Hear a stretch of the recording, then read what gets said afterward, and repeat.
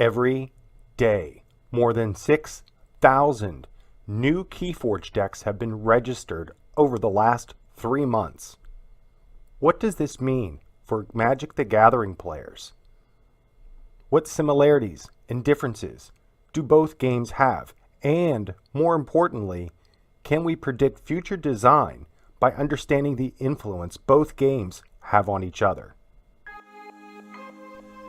Any good research begins by examining history. In this case, we look at the 25 years experience game designer Richard Garfield has lent to Magic the Gathering. What might he have learned? What could he be doing differently?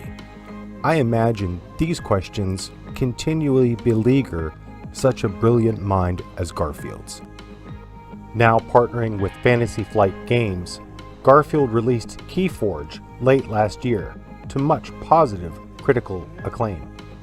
They earn a solid reputation for quality customer service, as well as holding valuable intellectual property behind such games as Legend of the Five Rings and Star Wars.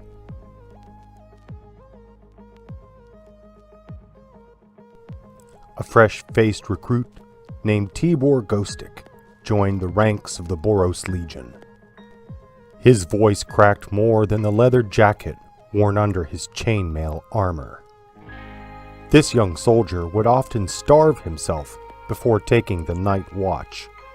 He believed, in some way, being leaner made him faster and more alert. It was no coincidence that Tibor apprehended many thieves outside the marketplace.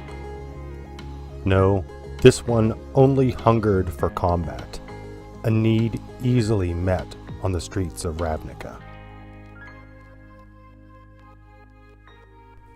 A heavy downpour foreshadowed the sadness Tibor's family would feel. In his pursuit of criminals, he found himself stumbling into a sacred gathering. Although his brothers cautioned him, swords were his diplomacy. Blood and adrenaline rushed through him, much like the tip of the staff of the Grove Guardian.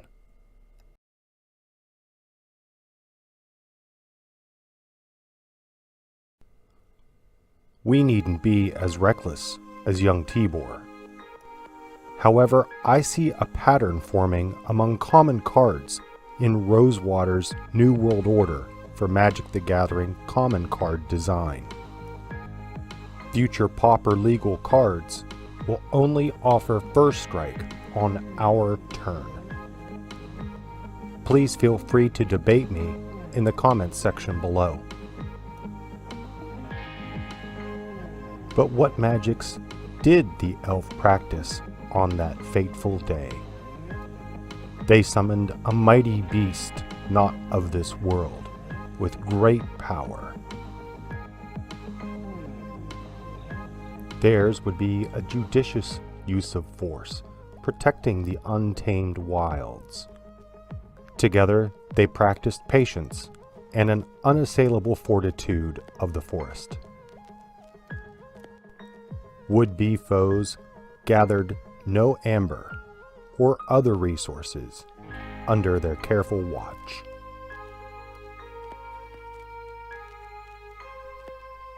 The skirmishing Snufflegator proved its mettle on more than one occasion, even defeating a poisonous beast.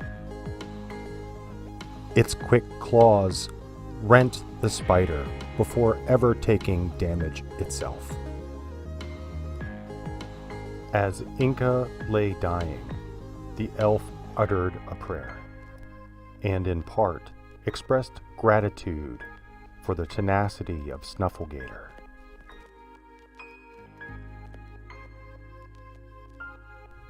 Still others threatened their tranquility, like the giant towering above the trees. Biting from bushes and snapping from streams, Snufflegator damaged Headhunter.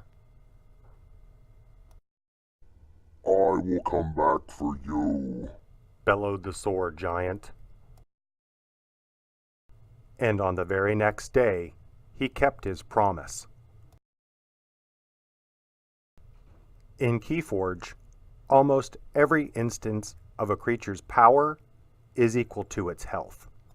Players keep track using damage tokens. These remain on a creature unless otherwise healed or destroyed.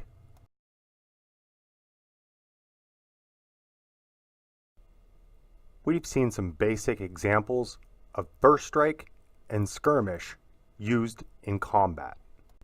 A majority of their appearance falls within their respective colors or houses. In a game dominated by beautifully illustrated creatures, using yours efficiently might just spell victory. What might Dr. Garfield have learned from Dr. Garfield? To fans of Magic the Gathering, does Keyforge promise something new, something familiar, or both? My story and examples are not perfect, but that's the beauty of time and experience. Something I think our favorite game designer knows best. Thank you for visiting my channel. It means a lot to my kids and to me. Consider subscribing for more content about the best MTG format. Please leave a family-friendly comment below. Until next time, this is Pappy Popper, encouraging you to be uncommonly magical.